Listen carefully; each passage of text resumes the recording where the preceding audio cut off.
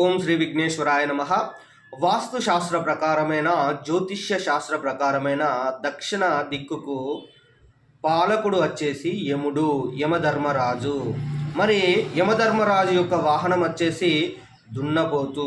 అదేవిధంగా దక్షిణ దిక్కుకు గ్రహ అధిపతి, బాగా శ్రద్ధగా వినండి, గ్రహ అధిపతి వేరు, పాలకుడు వేరు. సో మనకు దక్షిణ దిశకు పాలకుడు యముడు అయితే దక్షిణ దిక్కుకు గ్రహాధిపతి అంగారకుడు.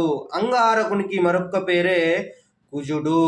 మరి కుజుని యొక్క వాహనం ఏమిటి అంటే పొట్టేలు. పొట్టేలు వాహనం మీద ఈ యొక్క కుజగ్రహం అనేటువంటిది ఆసీనమై ఉంటుంది. అంటే అంగారక గ్రహము లేదా కుజగ్రహం అనేటువంటిది పొట్టేలు వాహనాన్ని కలిగి ఉంటుంది. మరి అంగారక గ్రహానికి అధిదేవుడు వచ్చేసి సుబ్రహ్మణ్యేశ్వర స్వామి.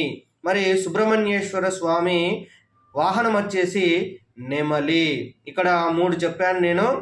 దక్షిణ దిశకు పాలకుడు యముడు అని చెప్పాను, దక్షిణ దిక్కుకు గ్రహాధిపతి అంగారకుడు అని చెప్పాను, అంగారకుని యొక్క అధిదేవుడు వచ్చేసి సుబ్రహ్మణ్యేశ్వర స్వామి అని చెప్పాను.